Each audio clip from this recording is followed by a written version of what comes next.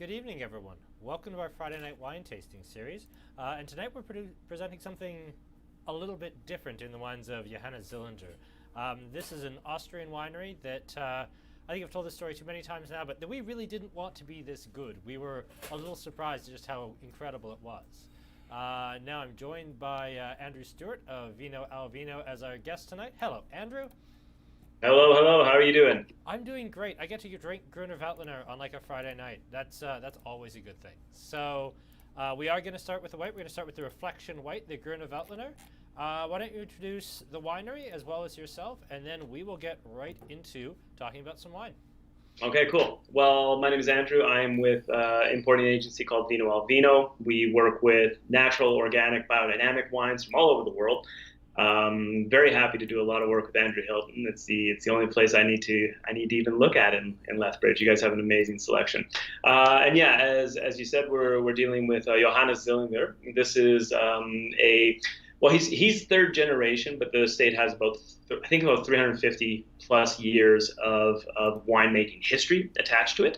They're in the Weinviertel, which is the largest DAC in Austria, or they're sort of like AOC equivalent. I guess it's called. Can I pause you right there just for a sec?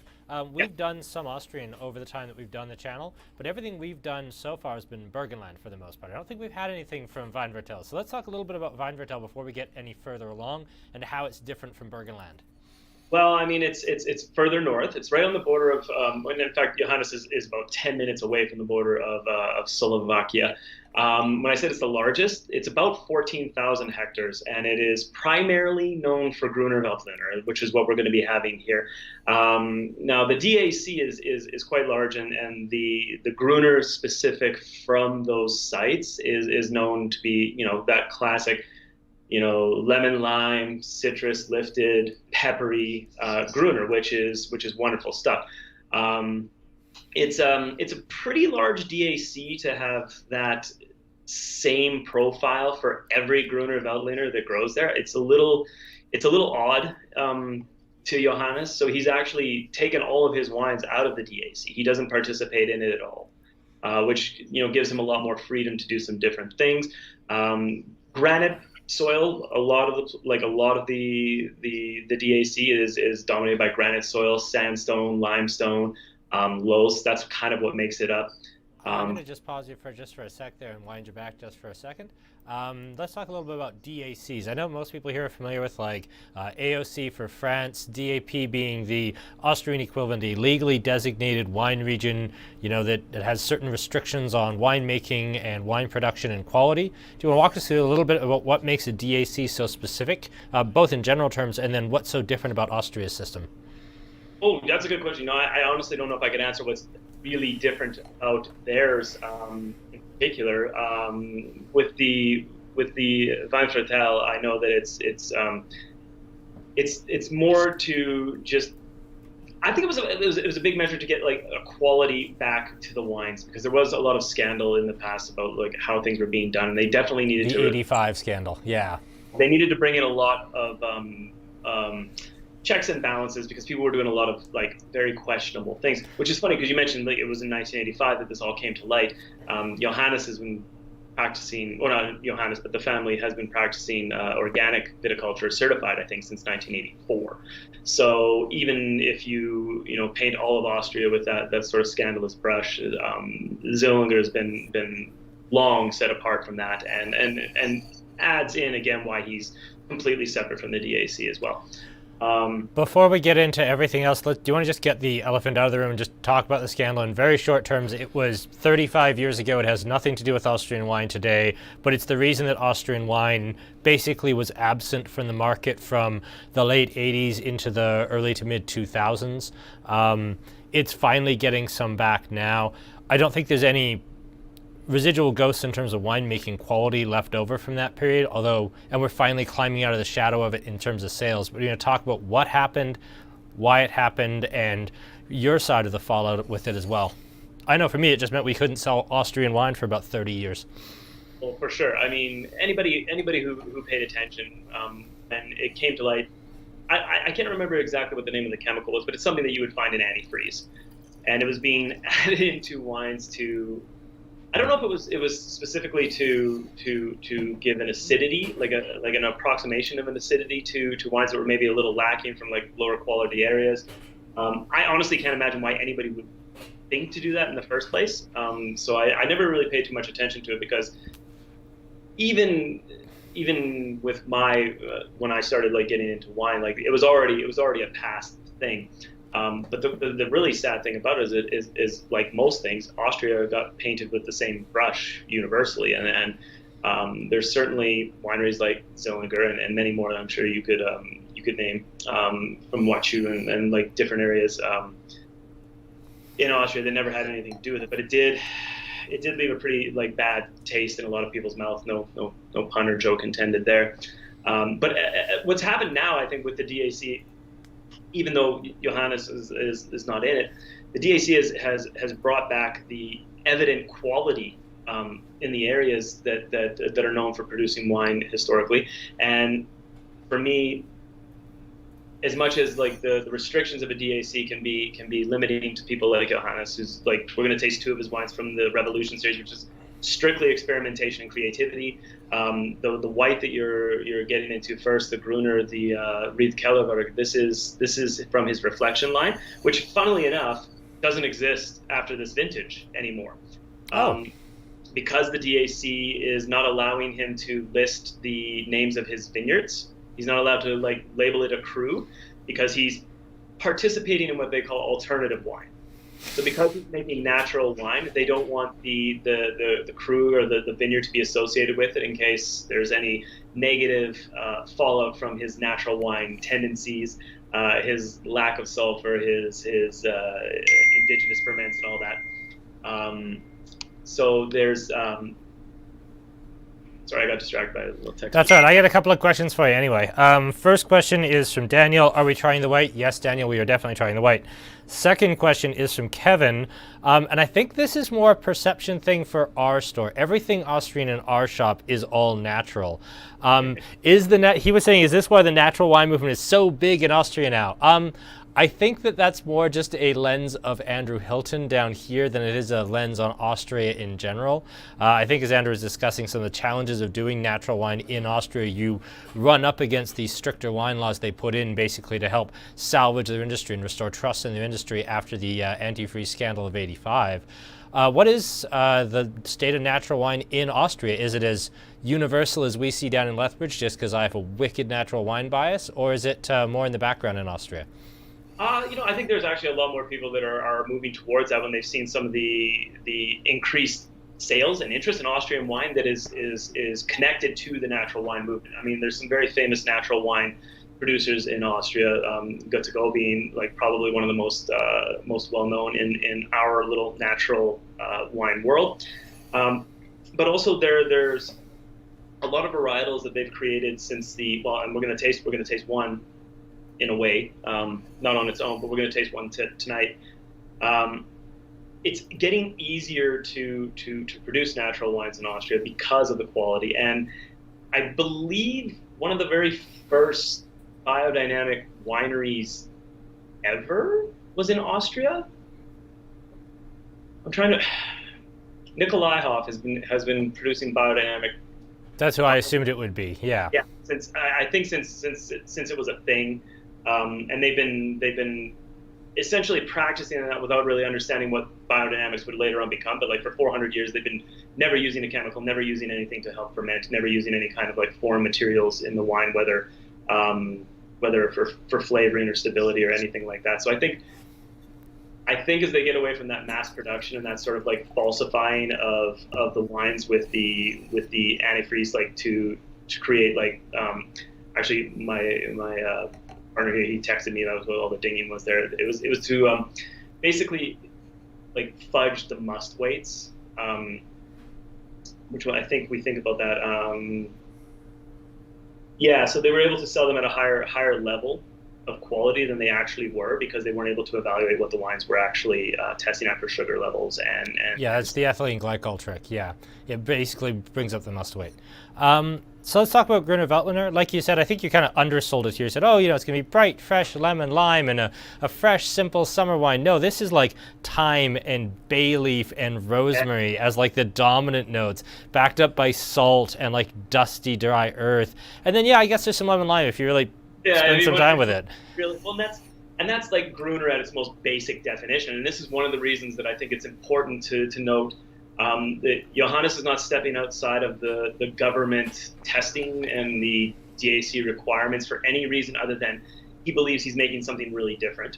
And he's not making it different with extreme manipulation. His wine just comes out much more rich, much more savory, much more textural, I think, is a huge thing. 10% of this wine goes into amphora and stays on the skin. So even though this isn't a skin contact wine by any stretch, you do get that mouthfeel that you would have with skin contact wines, and the most extreme examples being the orange wines. Half and half of the remainder is in stainless and I think 600-liter barrels, neutral oak. So there's not like a wood influence. Like he's not looking to add flavor. He's looking to keep a little bit of like softness, roundness, and texture in the wine. Stainless steel obviously is going to be a little more hermetic, keep a lot of acid in everything. Yeah, it'll be a very snappy wine, whereas the wood-barreled stuff will be rounder, richer, get some micro-oxygenation as it ages. Yeah, it'll just be two very different wines, and the amphora on skins is going to be complete insanity compared to the other two. Well, and also when he blends it all back together into stainless steel, he does about 7 or 8 months of batonnage, and it stays on its lees. Which I feel, and most of the people that I talk to that are making wines agree, like the more lees contact that you have, the more health and stability you have in a wine that you're hoping to not use any sulfites in. To me, that's more responsible. You hope to not have to use excessive amounts of sulfites. You want a naturally stable wine, but you don't want to sacrifice the wine to the dogma of not using any sulfites because sulfites are bad and evil and something. Yeah, I know. It's one of those things where it's like the understanding of what the sulfites were actually for compared to the worst examples that it was being prevalent in. I guess it's not really a problem. I don't have a huge problem with sulfites. If somebody's like, oh, we're 120 parts per million as opposed to 100 or under, I just want to know why. I want to understand why. I want to always be able to explain why things were done, rather than, oh yeah, we just don't do anything to the wine and we just let nature take its course. It's like, well, that generally... I've had some really brilliant 000 stuff. I've also had some chemistry experiments. Yeah. Exactly. The worst examples of natural wine are generally 0-0, but some of the best are also 0-0. So I think it's that Burgundian sort of like, can send you to heaven, it can send you to hell, if you live and die by that sword. So I think judicious, smart use of any winemaking science and technology that we have at this point compared to 300 years ago, I think that's important. I think you should take advantage of those things, but not rely on them. One of the reasons that I was so excited to, it's funny because this whole winery came about, somebody just randomly sent me a message on Instagram. Somebody, sadly, I can't recall who or find the message in our Instagram account, just asked if these wines were available or if we would consider bringing them in. And I'd never heard of the producer, never heard of the winery. So I'm like, oh no. I'm like, I did a little research. Oh, these look pretty interesting. Prices are probably way too high, but like, because the way he's making wine, this is pretty challenging stuff, and there's a lot of chance for error when you're working with multiple vintages of wines and these like Solera things we're going to talk about. The Grüner and the Sauv Blanc that we were looking at, they're single vineyard. That usually equates to a higher price, and et cetera, et cetera. And I reached out. They're not like dirt cheap. We're still only doing 3 wines for $85, which I think is the most expensive tasting we've ever done. But they're also not expensive for what they are by any means. I don't think so either. And when we get into like, I think, the Grüner is only 750 cases.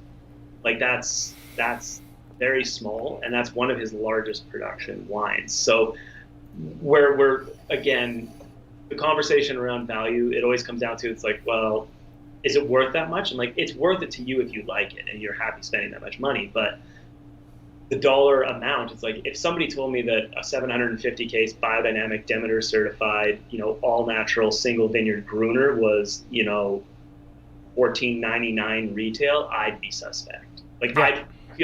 I feel like that's a worse thing than because you know that the wine can't be good. Yeah, well, it can't be good. It can't actually maybe be all those things. No.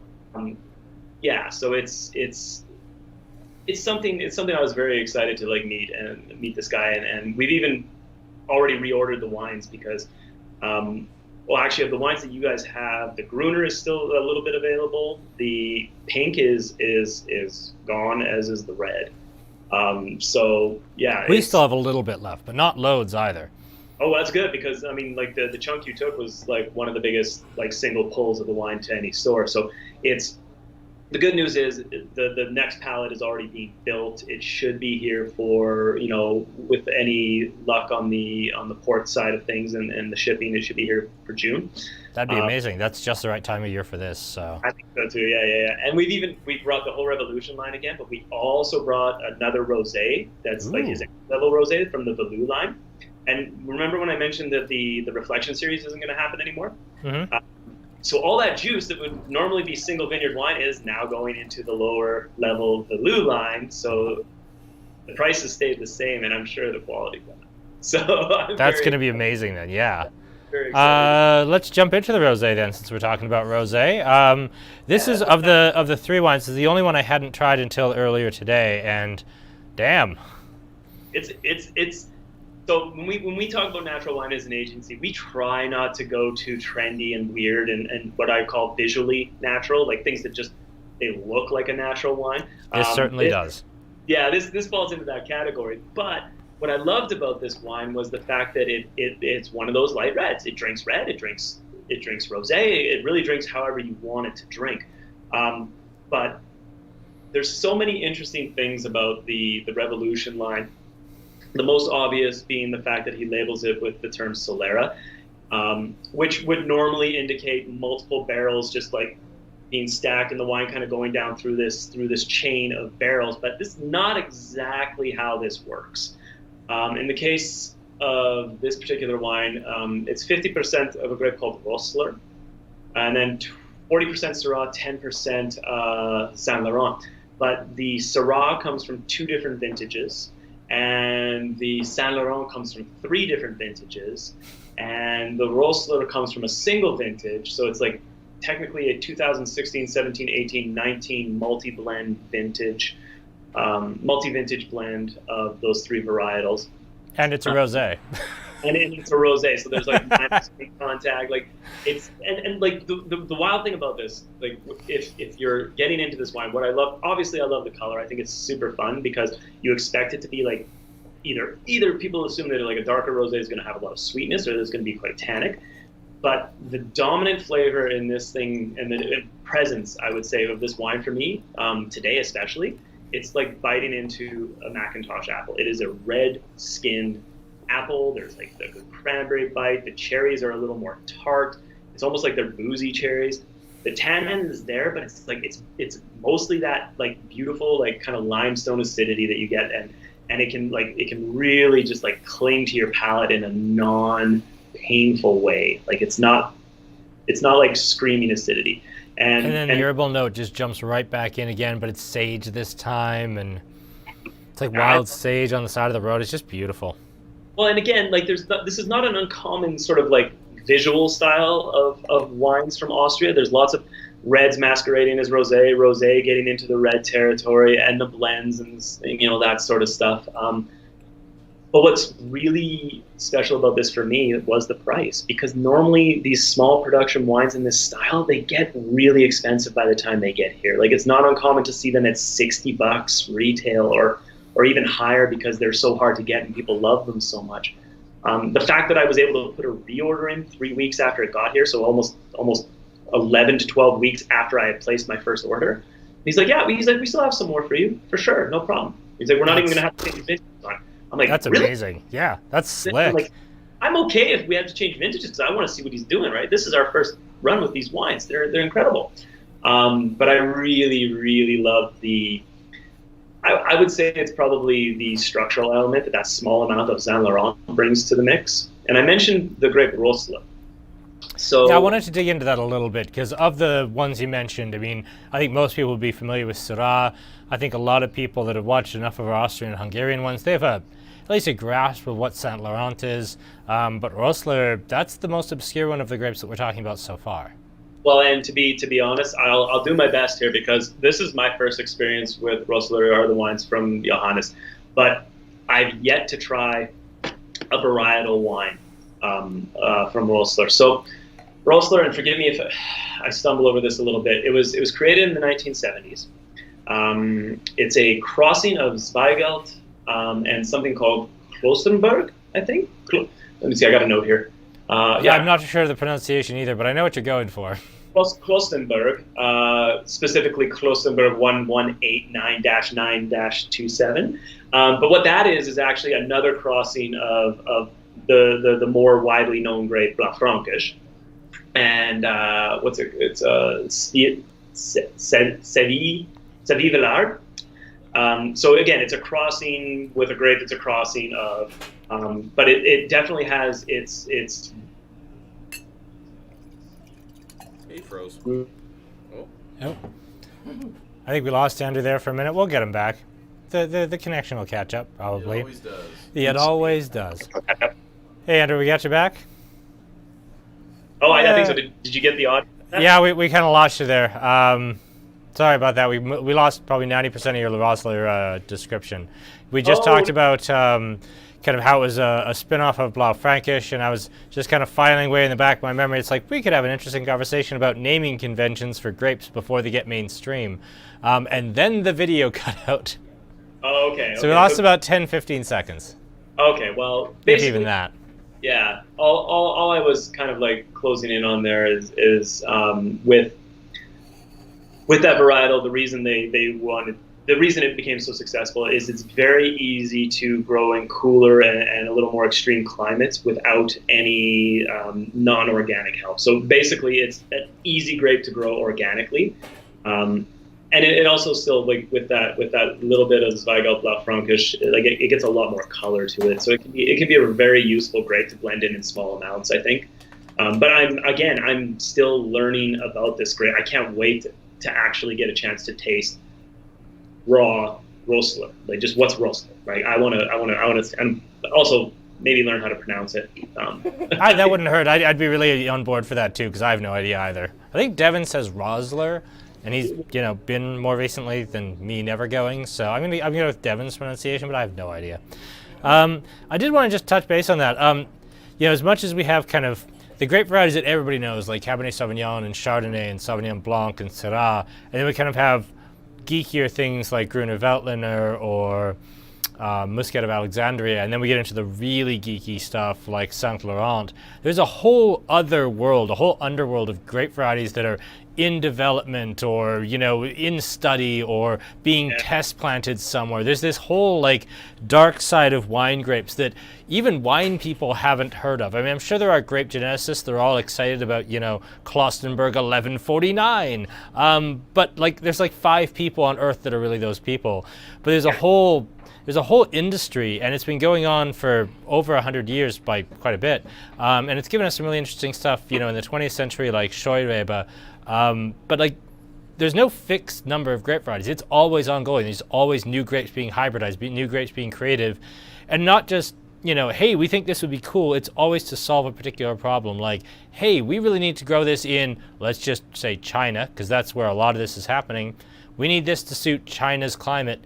Let's create a version of Syrah that does X slightly better because China's growing season is either 2 weeks shorter or 2 weeks longer.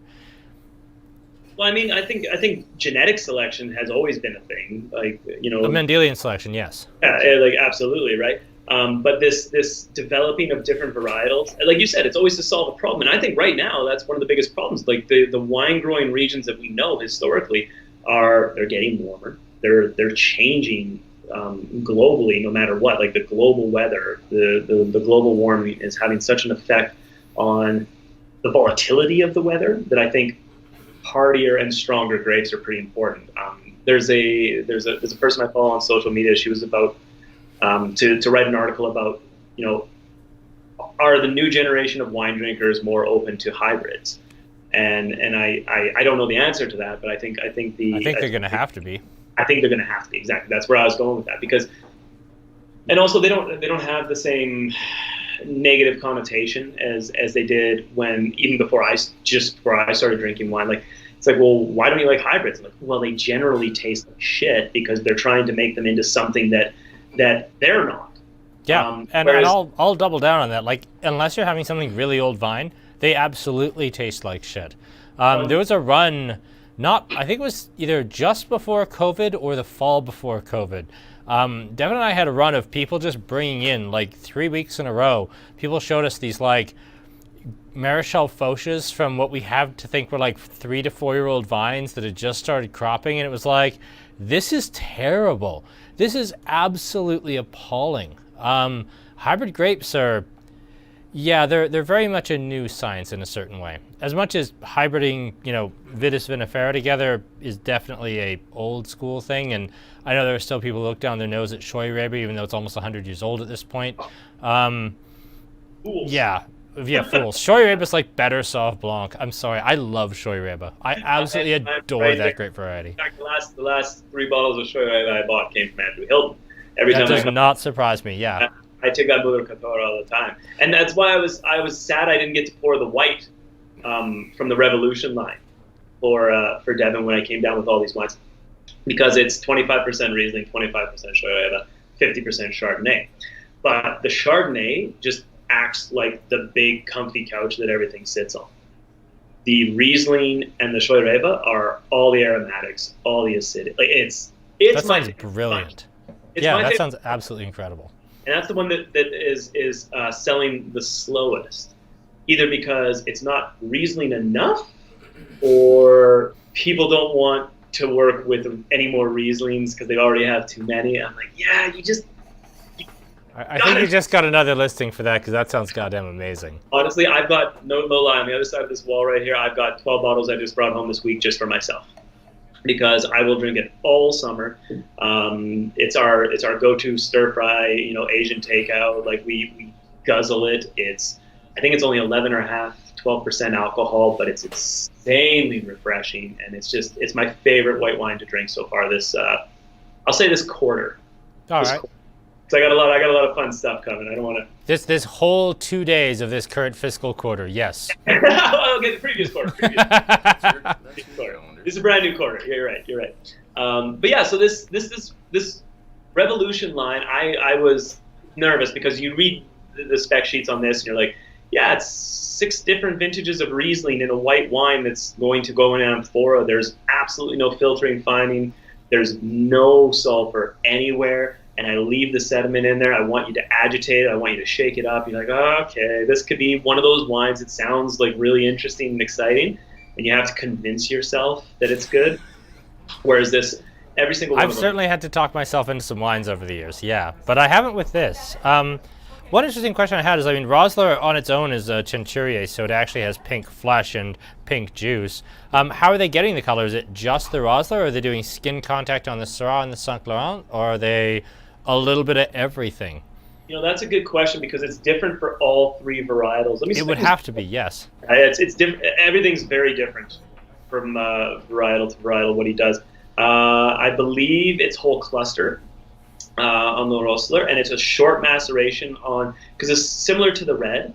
The Rosler and the Zweigelt have very low maceration, and then the Cab gets a very long maceration in gigantic amphoras. So it's I would guess, and I would guess with this, the color is deep, but I don't think it's coming from that. I would say, if anything, it's probably coming from the Saint Laurent, because the Saint Laurent is also got the oldest juice in it, so it probably spent longer on the skins, 16, 17, 18. Not that it stayed on the skins the entire time, but you know what I'm saying. So it spent 4 years on skins, it'd be black. Well, and it's funny that you say that, because we've had skin contact wines. Like, yeah, this is 30 months on its skins. It's like, yeah, I can tell it's monstrously tannic. It's more tannic than the worst Sagrantino that I've ever had. Like it's sucking life right out of my my palate. And also the Rosler is done in stainless, so I don't think it spends a lot of time, and it's the freshest vintage. Yeah, I would say the majority of the color would come from Saint Laurent. The majority of the maceration would happen there, and I think the color is still heavily affected by the short maceration of the Syrah and the Rosler. A guess as well, because I haven't actually had to have these conversations with Johannes yet. It's been a weird year, you know, like. This was supposed to be the year that we got to actually go and shoot video and like interviews with all of our producers. Like we were gung ho to go and really like. No, Aaron and I will be doing the same thing as soon as it's open and available. We'll be, you know, hopefully we'll be fighting for like booking slots to actually go and shoot video at wineries in Europe. It's going to be a crazy year in 2022 probably. Well, and I think everybody's become so open to the idea of wine media now that and this is why I was so excited doing tastings with you guys, but even just seeing the commercial, just the quality of material that people are putting out for this. It's the so commercial much, or the malt liquor commercial? Well, I mean, like the commercial for this, but yeah, they're all hilarious. I love them. Like they're the quality is great, but they're funny. I dig it. It's super fun. Yeah, so 400 cases of this guy. We're now bringing in another order, which will make 10% of his total production is coming to Alberta. That's madness, just madness. And then the crazy thing is it's going to sell out in 4 weeks again. So literally in 2 months, we can sell 10% of his production of what, by a lot of people's standards, is a very strange and esoteric wine, but it's so goddamn delicious that you forget all that. In fact, his description of these wines is very funny because it goes through full malolactic. It's like it's as natural as it comes. He's like, but just throw the cork away. Like you're not going to put this wine away and save it for tomorrow. You can. I am, because I'm going to drink the Grüner because I just have a thing for Grüner. I'm so happy to hear that because the Grüner is the one that three of us. I thought I was so excited to have in the portfolio because we didn't have a Grüner. We didn't have a Sauvignon Blanc. We didn't have a pure varietal Sauvignon Blanc. And I didn't want to go for like the typical things. When I tasted it, I was like, oh my God, I think this is exactly what I wanted. I didn't even know. I thought I'd have to go to the Loire, but you know, we weren't finding the right thing just yet. And I love these wines. Like there's certain things that just kind of like line up and happen, and this is one of them. So I'm glad that you guys like them so much. And even though you weren't there to taste them, I'm actually glad that it went that way. Yeah, I'm just going to step away for a second and talk quickly about what we got coming up next week. I will just say, next Friday night, no wine tasting, no spirits tasting, and that is down to, well, it's not down to the tissue paper falling off, but that doesn't help either. It's down to the fact that we are in the middle of our fiscal year end, and I would have had to fill little 1-ounce bottles full of whiskey or brandy or bourbon or something instead of doing my fiscal year end. So we said we're not doing a Friday thing next week. We have to focus on like accounting stuff. So that's why there's no tasting next week. It's not because I'm particularly busy on that Friday. It's just that to have the tasting kits ready to sell today, tomorrow, we'd have had to spend most of this week filling and labeling and getting all that ready, and we just couldn't. There is still a Wednesday tasting, and despite our April Fool's video, it is not malt liquor. It's in fact a head-to-head challenge, which is a new thing that I think Aaron and I are going to work on a little bit. We're going to kind of take the first beer that came out in a style, and for this one we're going to take New England Pale Ale. And in 2017, nobody in Alberta had any idea what a New England Pale Ale really was. And Blyman came up with it, and it became this absolutely massive hit that snowballed into New England IPA, basically just wiping West Coast IPA off the face of the earth to only rise again later, but it took like 4 years. And then we ended up with these amazing New England Pales like Cabin Super Saturation and Establishment Afternoon Delight and 88 Night Gallery. Now, the original thought for this when we did that West Coast IPA tasting, we said, oh, well, the beer that really brought us all into this style was Red Racer. And then we tasted it, it was like, holy shit, how did we sell any of this? This is dreadful. I want to see what 4 years has done to the reference, to the Blind Man. Has it kept up? Is it good enough to run with the best of the current lot? Or has it maybe fallen behind? So that's what we're going to be talking about on Wednesday night. Yeah, that's fantastic. See, this is wine as well. Like it's always there's never a chance that these types of jobs in wine will ever get boring, because No. there's always something to be learned. Even though like I did a little research before this tasting and I thought I had a pretty good grasp on things, there's just so much that I don't know and I can't even like get into in a confident fashion after almost 20 years. But I also love going back and revisiting things that I used to love. I cut my teeth on Italian wines almost 20 years ago, and the thought of drinking Amarone now to me is like a little obnoxious, because it's hard on me. It's too high alcohol. I'd have a glass of Amarone with like Ossobuco or something. Absolutely, I would. But it'd have to be with food and it'd have to be just a glass. But yeah, I wouldn't want like a bottle of Amarone to myself. I think that would be very difficult for me.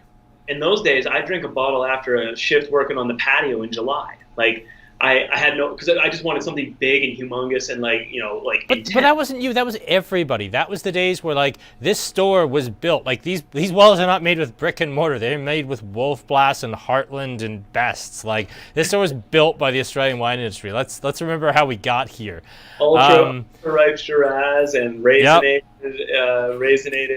Italian wines. Damn right we did. That's where we got to this point today. And you know what? It's not what we're drinking anymore, but that's still the bones of the store, man. Like I still love going back to visit, and now also like revisiting those wineries that I used to love, that I wouldn't necessarily think I still like that style of wine. Seeing how they've evolved, like it's crazy how much like 20 years can change the way even an established and very successful house reevaluates and looks at their wines and their vineyards and how they're making things.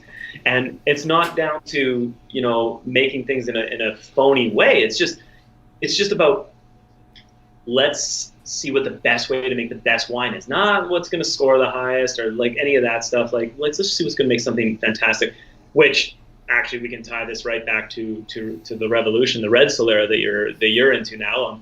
I've got to just stick to one because I can't go through all three on my own. I've got two other people helping me here, and Mike's not here, so we're definitely not finishing any of the bottles, so we're good.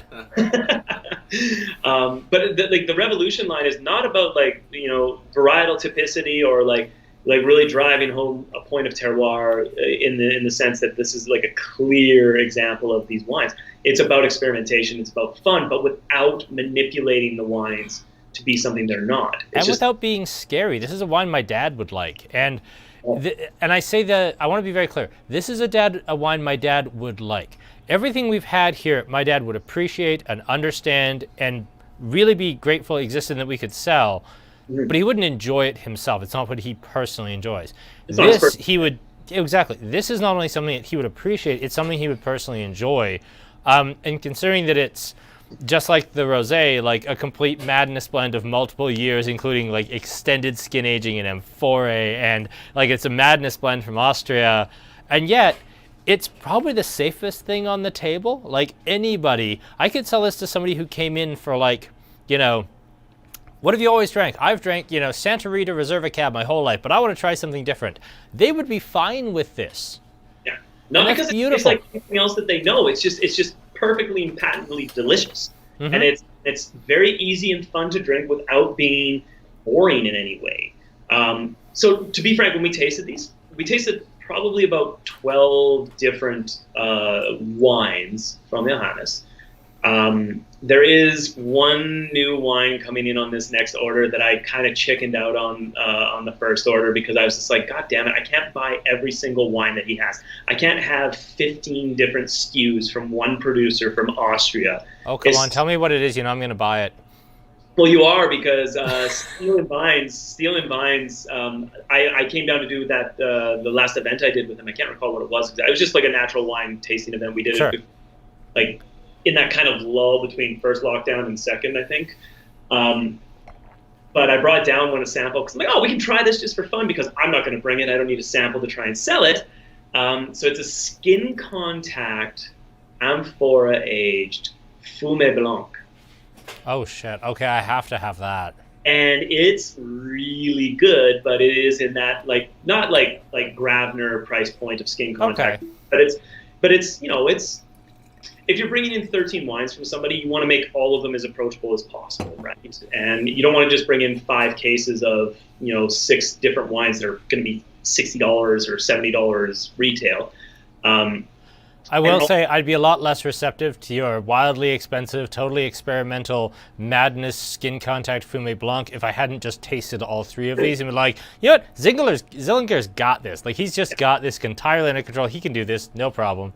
Well, and that's how we felt about it as well, because I'm just like, you know what, I'm gonna bring a small amount of cases. I'll probably buy at least 6 bottles for myself because I really liked it. And there's not a lot of skin contact wines that really make me super happy.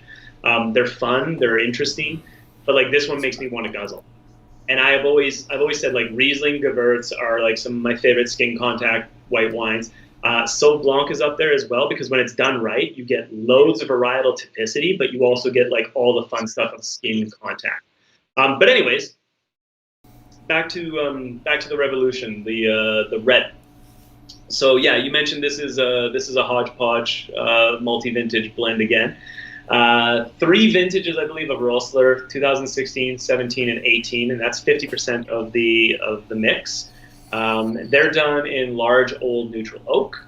25% Zweigelt, 25% Cab Sauv. The Cab Sauv is from 2017, and it has an extremely long maceration. I don't recall the exact length of maceration. It might be on our site on the specs. And in 1,000-liter amphoras, so like double the size of the barrels that he's using for the other wines. And then it goes into stainless steel for 6 months, kind of gets blended back. That's where, like, if you were trying to clarify a wine naturally, it would probably sit a little longer, and you would cool the tank and try to like settle out the sediment. But Johannes is like into it. He likes leaving it. I love the color of his wines, even the ones that are cloudy. Like, I don't know what it's looking like for you tonight, because I haven't opened up a red since the day I tasted it. Crystal clear on my end, actually. Like, no issue. I don't know if you can like see on this one, but like even the pink, it's hazy, but there's nothing like off-putting about the sediment. It's not sediment even. It's just like a cloud, and it's a delicious cloud. And also, if you're doing wines that are generally coming from an area where the acidity is going to be really pronounced and really zippy, it's nice to have that little bit of like lees contact, or like a little bit like I don't cloud. want to know what happened there. Feel? I love it. And this is, again, it's still very, very, very small production. Now we're at 580 cases.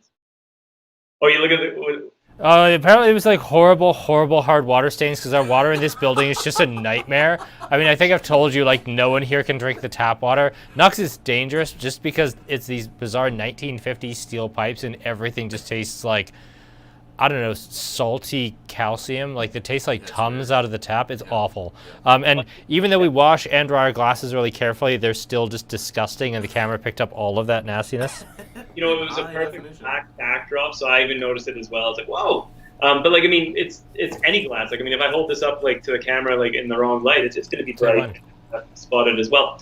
I know. So yeah, this is actually a pretty fun way to look at Johannes' wines, for sure, because you've got the traditional, you've got like that typical thing that the area at large is known for. But Johannes he's just doing it in a way that he thinks it presents the wine better. It's more delicious, I think, because there's some Grüner that can be pretty hard for some people. It's so green. It's like so, you know. But this Grüner isn't green. It's all salt and bay leaf and thyme and a little bit of citrus. I will say though, I think, I don't know, when Devin brought in all these wines, I was really on board with it, obviously. And then the next Monday after they arrived, we opened the Solera Red, and I was absolutely blown away. I was like, if the red's this good, the rosé and the white have got to be even better. Devin's like, no, the red's the best one. I was like, are you sick? You and I never say the red's the best wine, ever. The red's never the best wine. The red's the wine that we like sell because we know we can sell it so that we can list the rosé and the white. And I was actually going to say, I don't know if I've ever done a tasting like this. In fact, I'm fairly certain over the last year I have never had it happen where, like, hands down, the red is my favorite thing on the table. That just doesn't happen for me anymore because I've become just such a giant white wine fanboy over the last, like, 2 years. I'm staggered by the red. It's interesting, it's layered, it's brilliant, and then it's just so incredibly approachable and delicious. It's something that I really could, like you were saying, like, I could go work out on the patio in 30 degrees and then go, like, clobber off a bottle of Amarone. I could do this any time, and the more I get into white and rosé, the fewer and fewer times I feel like red wine. Deb and I usually have wine on Monday afternoons after we finish all the administrative work. And it's like, okay, is it above freezing? Okay, good. Then it's either white, orange, or rosé. Red is like, it's got to be -10.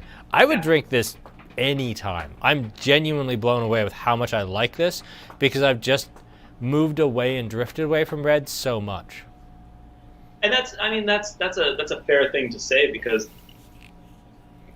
in our world, more people just like will say straight up, it's like, I don't drink white or rosé ever. I only drink reds. And then they generally like to drink really kind of big, heavy, high alcohol, high sugar reds. And you know, that's fine and good, but like, I think what happens to people like us that work in it is like our palates just get tired, and we just love. This is why every sommelier says that they love Riesling, because sometimes you just need something that's going to wake your palate back up and feel refreshing rather than arduous. And when you're going through a flight of Napa cabs, like, it doesn't matter how expensive or delicious or incredible they are, it's taxing. And I do love wines that have that refreshing nature. I don't want to have like volatile acidity, but I love reds that have like a bite of freshness, and they can carry a little tiny chill. That's why I think even like this pink, it's why wines like this are becoming quite popular, is because it actually satisfies, you know, that red wine maybe like need and feel, but is way less work on your palate. It's just easy, like they're delicious. And I don't like. I mean, you'd have to describe the red to me today, because I literally only got to pour it the one time. Well, I opened this when Aaron got here, and Aaron got here about 4:30 because we didn't have to shoot a promo tonight because we don't have a tasting next Friday. So Aaron got here a little later than usual. I came out to say hi. I popped the bottle, didn't decant it or anything. Just, you know, let it breathe. I wasn't saying you were late, Aaron. I was just saying that when you can get here half an hour later, because it takes about half an hour to shoot the stupid promo. Don't be so sensitive. You know, you're surprisingly, like, just really upset for a guy wearing a Batman t-shirt. Like, really. Batman would be harder than this. Just lay off me, man. It's been a long week. I'm sorry, Aaron. Poor Aaron. But it is refreshing, isn't it? Like, it's a wine that will totally revitalize. Like, I've really enjoyed it. I didn't get to buy any bottles for myself yet, so I'm hoping there's still some stores around Calgary that have a few on their shelf. I don't think we're going to have our allotment very much longer, because we didn't have a lot left before the tasting. We had 8 bottles left. And I think that a lot of people are going to watch after the fact, because I think we sold 29 tasting sets, and we've had like a high of 12 viewers all night. So I think a lot of people are spending Good Friday out on their back patio, and they're going to do this maybe Saturday night or Sunday. So I think we're going to have a lot of like future viewing. It's sold well, just nobody's watching tonight, and that's fine. If they watch it, they watch it, but more importantly, they're going to try those wines, and if one or all 3 of them doesn't blow them away based on what each of the wines are, I'd be surprised, because I was surprised. I had to really talk myself out of buying more wines from him. So even though I said there's one new wine on this order, I've actually got a whole nother series of wines from him that are coming for samples as well. So I'm just so interested in everything that he does. He makes a wine called Flux Capacitor, and I didn't even ask what it was about, because I'm like, I can't bring this into it. Like, I'm going to focus on these for now. I can never have too many wines named Flux Capacitor. I've only got the one, so. Oh, is there already one? Yeah, Rigger and Whimsy has one. Oh, right. I wonder if he, like, I don't know if it's actually called, I shouldn't say that, because I don't know if it's actually called Flux Capacitor, but it has, the label is just a drawing of the. That's still cool. And again, I think like small wineries like that usually aren't, you know, super eager to sue each other into the ground over something really minor like that. Especially for a wine that they probably both sell out of within 3 weeks of release. It's like, oh no, for 3 weeks in every fall we have this trademark dispute, and then we immediately sell out and no one cares anymore. Yeah, that's the nice thing about small wineries. Nobody cares. Like, nobody's getting them confused, because usually they're wines of a completely different nature. It's not like, you know, you're aping some very classic wine label. It's like, no, this is pretty unique, and it's pretty special, and its audience is also pretty well versed probably in both wines. So it's whatever. There's tons of things to get upset about in life. I don't think that's one of them. It's supposed to be pretty fun. But yeah, this is I'm glad that you like the red so much, because the red was the one I was very excited about in the tasting. So much so that when we tasted his varietal Zweigelt, single vineyard, I was like, I can't bring this because I think there would end up being a $2 difference wholesale. And like nobody's gonna buy this Zweigelt when they can have this Solera red weirdness that tastes delicious, like a weird wine that you can pour with impunity because it's just delicious. Nobody's gonna buy a boring old Zweigelt. I'm like, I wouldn't. I'd want to drink this. Like, this is great, but this is just a little bit better, and it's so reasonably priced for what it is. And I'm letting the whole side down. I didn't answer your question, but what's everybody tasting in the red? Because we're already getting people like, come on, do a tasting note, damn it. Yes, I do need to do one of those. What am I getting out of this? I'm getting tons of soft red fruit, and I'm getting something in that red licorice nib range. I'm getting something black licorice as well, but I'd say it's probably closer to fennel seed than it is to anything else like a black licorice candy. The fruit is both fresh and dried. I do get some of that like dried fruit roll-up thing, which is definitely from some of the Solera fruit, just because that's what it's going to taste like after 4 years in a amphora. But I get a lot of like bright fresh fruit. I get raspberries, I get cherries, I get currants. I actually get currants for days. I think currant is probably the dominant fruit note on this, which not surprising since it's largely cab. Even though the only similarity between the red and the pink is the fact that they're 50% Röstler, they do share a lot of similar fruit notes on the palate. On the nose, maybe a little less. I think the red's obviously much more rich. I think the cab is giving like some pretty strong savory notes in the red, I would imagine. But then again, like, I feel like Röstler is actually pretty dominant in both of these wines, but we just don't know what that grape is really like on its own. Like, even if you look it up in the Grape Bible, the giant wine book that I have, it's like, oh, the Oxford Companion, yeah. It's like the entry's like this big. There's like not a lot of information to go on there, like what it tastes like on its own. Well, Jancis is only one woman. She can't do everything. And that book's amazing. Like, that's literally the book everyone uses as the reference book. I love that book. Like, there's very few books that I still refer back to a lot. Sometimes I'll go to the Atlas because I need to just sort of see where things are in relation and try to understand or refresh. But I love, especially now, like you mentioned, all the hybrids and like weird little grapes. Like I felt like I spent a lot of time in this latest edition fleshing those out. Yeah, like I think that's the biggest addition between. Well, A, the maps are a lot better, but B, yeah, the quality of explanation on like some of the smaller varieties is much better.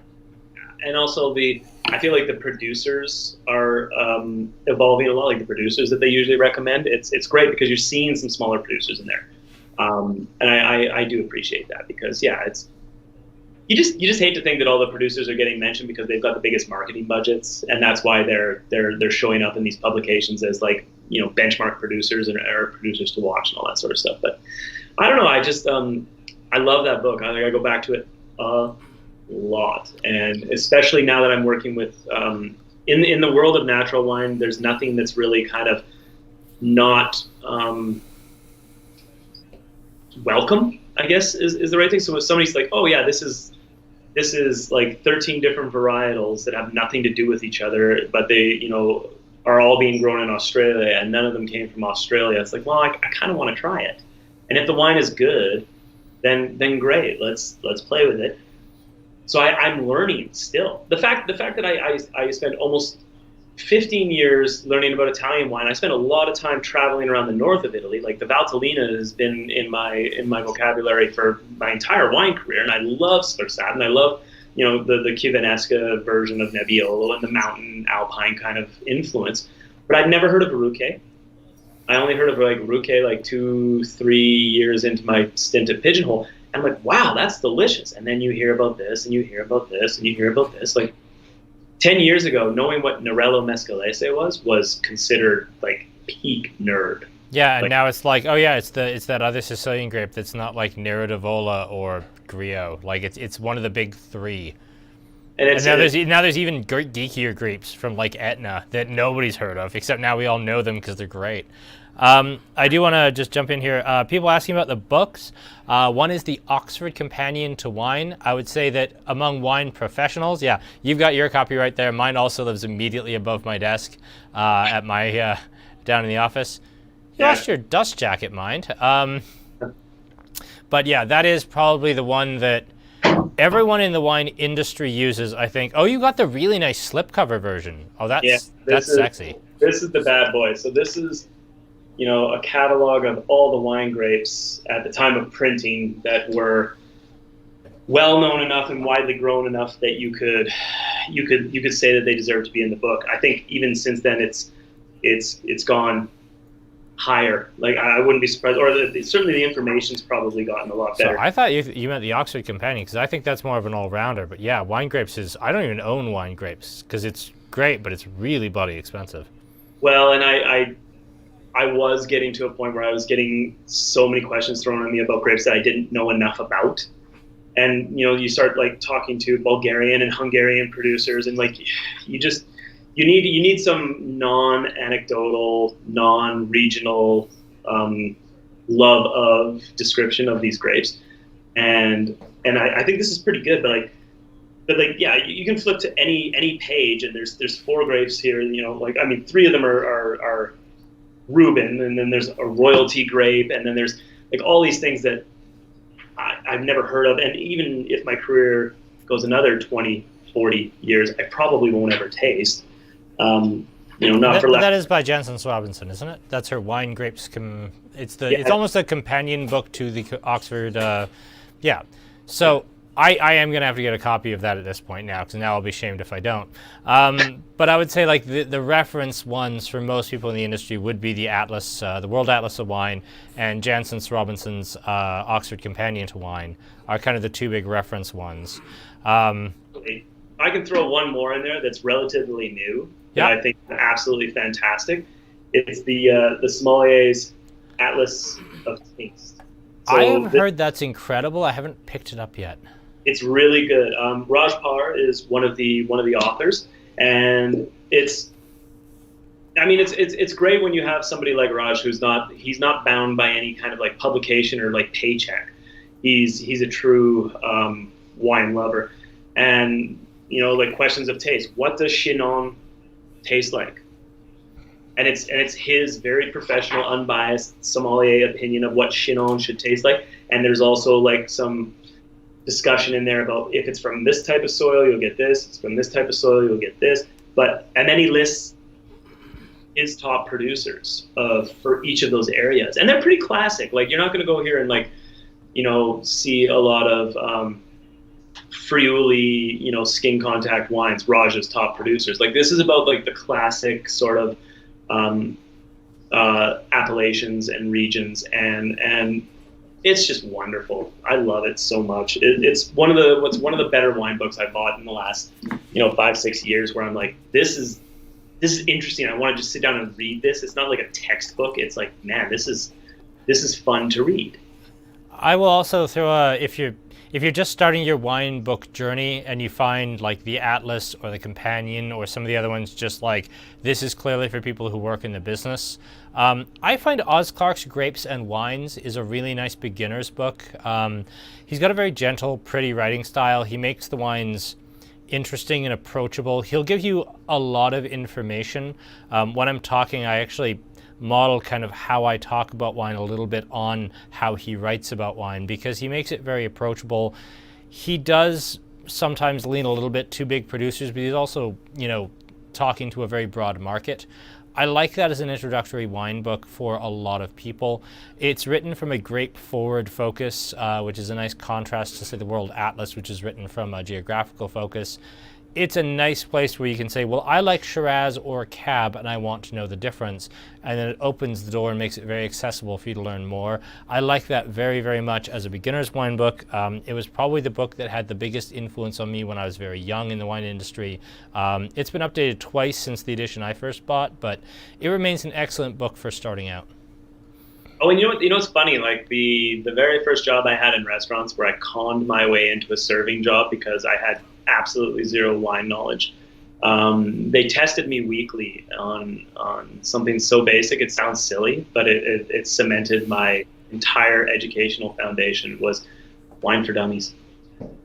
Yeah, I'm told that's actually really good. Yeah. It was surprisingly accurate and still relevant at this point. Like there's fundamentals in there that I still refer to, and actually Italian wine for dummies was in there as well, because obviously it was an Italian restaurant and I was woefully underprepared. Like I was pretty sure Cabernet Sauvignon was a grape. Yep. That was the extent of my wine knowledge, and I went from that to, within a year and a half, being their top wine seller, and also taking myself to Italy to basically live like a hobo for 2 months so that I could learn more. I didn't know anything about wine when I started there, and within 18 months, I'm like, this is what I want to do forever. So there you go. Yeah, that is the exact same cover still, probably. I don't think they ever change it, and it's so funny when they call these books for dummies, but they're usually filled with really accurate. They're well-written books, yeah. Like I still recommend that book to people. I'm like, you want to start with something that you can actually sit down and read, and not have to just like take notes from and then read your notes. You can read Wine for Dummies. Yeah, I think the Grapes and Wine is a little more for somebody who's already interested in wine and wants something to refer back to, but doesn't want the Syrah section to be 4 pages. They just want to be like, okay, well, what's a Syrah? Or what do I care about? And then it's broken out in really easy subheadings. It's like, well, I really want to know about Syrah Shiraz. What do I want to know? Well, I want to know what it tastes like, and it has a heading just for that. It's a really nice, I'd almost say it's like a first-year university textbook sort of thing. It's not, you're going to be doing this the rest of your life, but it's enough information that it's probably information overload for people who it's their first wine book. But I like that because it will give you more than you really need, but it's still accessibly enough written that it's accessible to everyone, and that's why I really like it as like a first wine book. I've always said this, like you can't expect people to learn or become interested about what you're talking about, especially in wine, if you try to club them over the head with technical information. Like you want to kind of like tease them down the rabbit hole with the simple stuff that's easy to digest and that is accurate and relevant. But like, the simplest way to say it is XYZ. But the truth is the rest of the alphabet. Yeah. It's like the deeper truth. And once you get through that whole alphabet of different things that you could learn about said subject, you realize that it's going to change, it's going to morph, it's going to like constantly be evolving, and for me that's exactly why I still get super excited about things. Like, I love the fact that we stumbled on these wines because some random person, and this random person happens to live in Lethbridge and is the one who's sent us the message and is like now drinking these wines. Because I feel bad. I was like, I gotta send it. I literally thought this today. I'm like, I need to send this guy a message and say, hey, remember those wines you asked if we could bring in? Well, we did. And you changed everything, man. Like, it's happening now.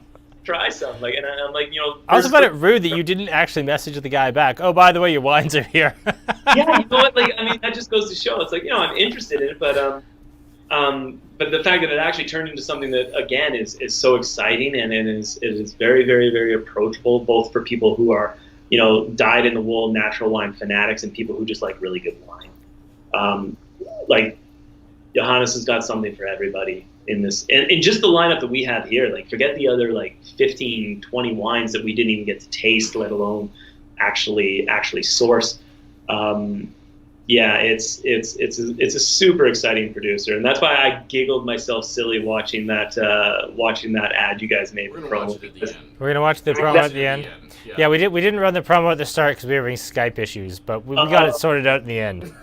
So, like, the funny thing is, because that's exactly how it happened. I could see that Devin was kind of, it's like, all right, I'm interested in trying it, and he's always seems to be excited to try whatever I'm pouring, even if it's something that you guys don't need, or is like something that he doesn't care for personally.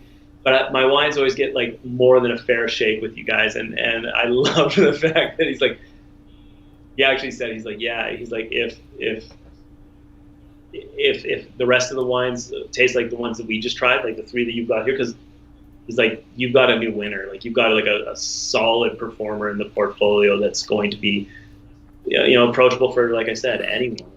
And that's like my favorite thing, when you can like tie like weird, like esoteric, natural stuff to people who just like good wine and don't really care about how the sausage is made. They just want to eat the sausage. Yep. These wines deliver. I'm very excited. I'm glad you like them so much. Yeah. So Jeremy Cunningham asks, what would you serve with the red? I'm just a giant fan of it, so I'm going to say a second bottle of red. But what would you serve as your wine pairing with the red, Andrew? I've got some actual serious thoughts as well, but you go first. I mean, I like these kind of like lighter reds. I honestly like sausage. I like sausage, and like cassoulet would be nice with this. But like as far as like Austrian dishes, I'm not well versed enough in Austrian cuisine, but like the Grüner, even though it's not a atypical Grüner, would be fantastic with Wiener Schnitzel. I don't know that the red or even the pink would be bad with it, because they have that like wonderful acidity cut through all the richness and the fat. I like the idea of like cassoulet type things, sausage, like really like hearty things, even though it's not like a big, massive hearty wine. I love freshness. I love things that clean away big fatty meals that I eat. You mentioned ossobuco. I don't even think something like a braised meat or an ossobuco type dish would be a bad thing here, because again, the last time I actually made ossobuco recently from, obviously from scratch, but I like did with like risotto alla milanese and everything, and I had a buddy bring over some Barolos, and he just like, it was insane. What a delicious and wonderful way to live your life. I don't think this has the tannic structure of that, but I think the freshness and the intensity of the fruit and that savory edge goes a long ways with anything that's going to be braised in like some herbs and, I think Daniel here has an excellent idea in anchovies, and yeah, anything with that level of salt would be absolutely incredible. I'm always nervous with fish and red wine, especially something that's Cabernet Sauvignon based, in the sense that it might turn metallic on us with that weird iodine reaction thing. But for me, I was going to say wild boar or like fatty pork, because this to me is more like a pork or a boar wine. And then you started talking about like traditional Austrian dishes, and I was like, oh no. And then you got into like cassoulet, and I said, no, Jägerschnitzel. Like thin sliced pork with hunter sauce served on a bed of spätzle, and this. I'd normally say that's more like a white wine thing, but this and that would be just like aces together. Notwithstanding, it's one of my favorite dishes. Yeah, that actually sounds fantastic. And like honestly, I think that's like a really wonderful quality in a red wine, is when you can change it out for a white wine dish, because acidity is key. In fact, Wolfgang Puck, he loves Grüner. That's why he describes like a good schnitzel and a good quality Grüner is like one of his all-time favorite pairings, period. It's not about like how expensive it is, just good quality, high acidity, refreshing, strong flavor. I think, that'd be one. I'm actually more curious, like, to get other people's insight into what to pair with this pink. Hey everyone, because Kyle from Wow. Wow, what do you pair with that pink? That's April the 2nd to 6th. No, that was not. Go ahead there. Do we know what happened? I don't know what happened. I never know what happens. I accidentally ran the promo. Oh. like, that video. Oh, sure, that's fine. Yeah, it's probably fine. But yeah, like the pink's a little more strange in terms of like traditional food pairings, because I don't think there's anything that is traditional about this wine. So I'm curious because, well, I mean, obviously it's Easter this weekend, and some of my friends and family we're doing a Swedish ham, and like I'm like, I have like some Grenaches and things and some Pinots, and I thought, I'm like, what would be like a weird like wild card to throw in there to kind of go with, a cured ham and I mean, Scheurebe, but okay, sure. You give your answer as well. No, that's the white. That's the white I want for. Yeah. Like seriously, like if you order a case of the white and you open a bottle and you hate it, I will happily pay full retail for. It's Scheurebe Riesling with a Chardonnay base. That's basically 3 of my top 4 grapes, with only Garganega probably beating out Chardonnay slightly. Cool. That's super. Like it's Riesling with a bullet, and then probably Garganega, and then Scheurebe right above Chardonnay. So yeah, it's 3 out of the 4. So I'm right there with you, man. we gotta figure out who the benchmark producer of Solera is. For at least our market, it has to be Mullicatoire, but I don't know if there's anybody else who's doing it better, because that's what I want. I want to find out if there's somebody doing it better. It's like, yeah, I'll dive into that, even if I have to drink 48 bottles a year by myself. Like, I love you won't be by yourself. I will drive to Calgary for your Insano Solera night. I honestly love the grape, and it's one of my favorite things to pour for wine nerds, whether they've got gigantic budgets or like they just like curse Riesling up and down. They hate it. Like they just hate aromatic varietals. Or there's something so insanely pleasurable about that grape that when I tried the white, I'm like, this is going to sound bad. I was so happy that it didn't taste like Chardonnay. In the sense that if it's 50% Chardonnay, I don't want it to taste like just another Chardonnay. I like if you're using Riesling and Chardonnay in there, I want it to like have like something really like cool and intense aromatically. And I think that's the easiest way to describe it. I think Johannes used it as the Riesling. What do you say? The Riesling is the couch inside the Chardonnay house, and Solera brings the flowers. Oh, that's fun. Yeah, I liked that, but then I also thought to myself, I'm like, I really think of it like as like the bones. Like, I think the Chardonnay is the couch that these two like very vivacious varietals are sitting on. I like that idea better because once you taste it, you're like, man. I wouldn't want him to take the Chardonnay out because I love the wine so much, but I'm like, I'm glad that what's really showing for me are the Riesling and the Solera. Like, I can't get enough of that wine. I could guzzle a bottle right now, easily. So, if that's any kind of endorsement for you to take a swing at that wine, like that, there you go. That like, I will take whatever you don't like off your hands happily. Well, I'm fascinated by. So for anybody, by the way, who's like, what's all this talk about Solera? But if you were here for our best grapes you've never heard of tasting a few weeks ago, we had the Mullicatoire Solera on that tasting, so you have had it. For anyone who's not familiar, it's basically Sauv Blanc, but take out the green pepper and just shove in a ton of blueberries. Is like prettier, sexier, more electric, better Sauv Blanc to a certain degree, but also shades of Riesling in a really indescribable, slightly saline way that I almost can't put to words. It's a wonderful grape that only gets a bad name because it was made, in the 1940s in Germany. It wasn't, Cabernet Sauvignon with this long provenance or anything. It gets a bit of a bad name just because it's a fairly recent grape. It's wildly growing in plantings. Like over the last 10 years, it's grown, 400% in plantings? It's finally catching on, but yeah, it's very much one of those grapes that's not that known. So I assume a lot of people do know this grape, but because they tasted it a few weeks ago, but yeah, it's not common.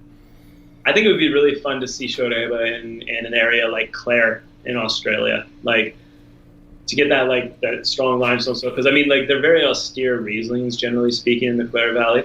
But when you leave just a little tiny touch of residual sugar, they're just mind-blowing. I love them. I think it'd be really fun to see Solera outside in some different areas because it's not historically tied to Germany, because like you said, it's a fairly recent. Other than Dr. Scheu invented it and he was in Germany and yeah, sure. You know what I mean? Like it's one of those things. Like, well, has anybody really spent any time with this anywhere else? It'd be super interesting. If somebody said that they had a California Solera or an Oregon Solera, I'm like, yeah, I want to try it. I'd have to try it. Yeah, absolutely. Even a Canadian Solera, but I think it'd be badass. It'd be fun.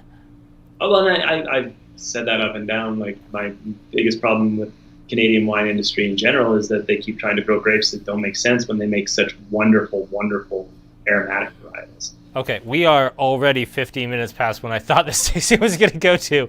And it's funny, like, the last 10 minutes, we've had our highest viewership of the whole thing. In the heart of when it's supposed to have, we were sitting at, a princely 9 viewers. Now we're, 15. As we get way past, when we're supposed to run. I assume it's people just turning in for, gross curiosity. Be like, are these guys just shithoused? But no. Let's see what these half-buzzed assholes are talking about now. Because exactly. We have sense. Thoroughly tangented into Solera discussion, which is great. I don't know how to rank these for myself. I mean, I love the Grüner. The red has to be my number one. I don't think there's anything wrong with the Solera Pink. I think it's, to me, the third wine here that I'd want to drink. That Grüner just, it teaches me things about Austrian wine. It teaches me things about Grüner. It's just, it's cheap enough to be a patio crusher, but it's just so pretty and wonderful, and I want to have things to pair with that. The rosé was wonderful, and I appreciate how complex it was, but the red's beautiful to me. Well, and to be frank, when I tasted the Revolution line, I was very excited about the red. I personally wanted to drink the white, but I honestly think more people who are learning about natural wines and are like getting into Austrian wines are going to be so enamored with this because it's just so different than anything else out there. And I was like, I ordered all those wines. I'm like, let's see what sticks, like what people take up the most. And it didn't get easier on me. It seems like almost all of the wines have a strong audience in one way or another. The Muscateller, the Sauv Blanc, the Grüner, the Rosé went into one store. They took 15 cases for a wine club. Well, hell. The Rosé didn't even get to like see the light of day. That's great, though. Like, that's what you want. That's what you need, right? You don't want to be paying connect fees. Well, and anything that we have that moves like that, like, you know, it helps with some of the things that are a little more challenging and take a little more time for people to kind of grasp. And, you know, so I'm grateful for it. Like, we don't have a lot of wines that just sell themselves because we try to avoid the Instagram wines, like the labels that everybody just sees, like, oh, well, this producer's not here, let's just grab that. And then people will just buy it because they want to like photograph that bottle. It's like, no, I need people and wines that I can like support and believe in and feel confident with. And the fact that this came from like an Instagram recommendation and request, I'm like, well, if you think you could get any, like, that'd be great. And here I am, I can't even tell that we brought it in. Like, I feel ridiculous. I need to get this man a thank you bottle. Well, I'm feeling the love for my ranking. I mean, Kevin and Elizabeth never agree, and they're both with me on 3-1-2 here, as is Laverne. Jeremy's also in my corner by saying 3-3-3. He's all aboard the red train. And then Deanne just comes in off the top rope and says you're all wrong, and she's got this as her #1 pick. That's amazing. Thank you, Deanne. Like, that's fantastic. She's right there with the rosé. I basically drank the whole bottle. I'm not going to show how much our crew of 3 drank of these wines. It's fine. It's fine. But yeah, thank you so much, Andrew. People loved you. Like, we had a lot of people saying we should have you back. It was a lot of fun. I mean, let's be fair. We just got to hang out and be nerds for like 75 minutes, and that's all we could possibly have asked for of our Friday night. Well, and especially with COVID. I'm a terrible nerd. Like, not in the sense that I'm like the nerdiest, but I'm like, I don't have the technical proficiency of some people who are much more studious. But I do love talking about it. And if anything comes across, I'm sure it's, you know, I've been doing this for 2 decades. How many people have been doing their job for 2 decades and are still like, holy crap, I love doing my job? Like me, and only because I got into the accounting side because I couldn't do like retail customer service anymore. So yeah, it was a good transition for me to be in the office, honestly. Yeah. Well, I mean, like, and that's just it. Like, I went from restaurants and like, you know, and retail and doing like frontline sales to be like, I think I want to have an influence over what people are getting exposed to and what they have access to.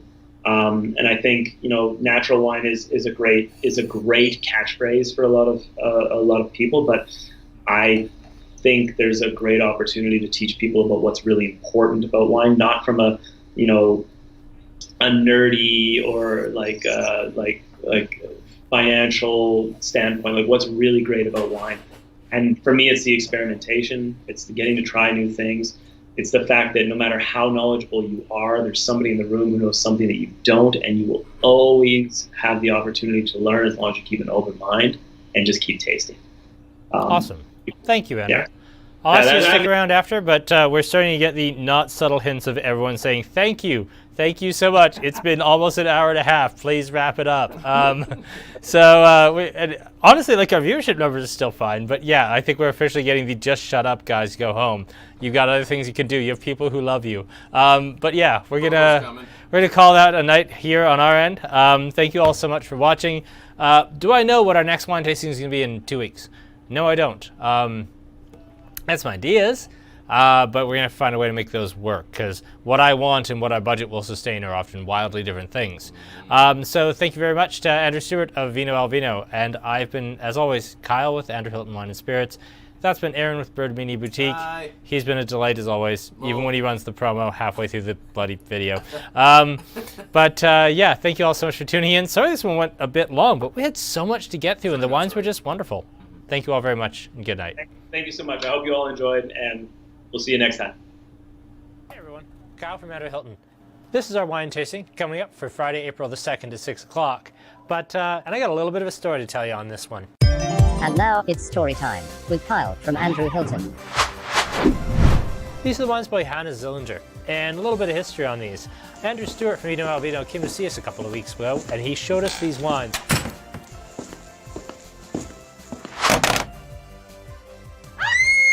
Before he came in, Devin and I had a conversation. We said, wow, a whole new Austrian line. We really don't have room for that in the store. I really hope the wines aren't very good. And then I had to step out of the store for a bit. And Devin called me afterwards. So how are the wines? He said, we're carrying everything. It was absolutely incredible. I can't wait for you to try the red. So let's back this up a little tiny bit. We have done some Austrian and Hungarian tastings in the past, but we've usually done them together. We've never done just Austria as far as I'm aware, and this is a fantastic starting.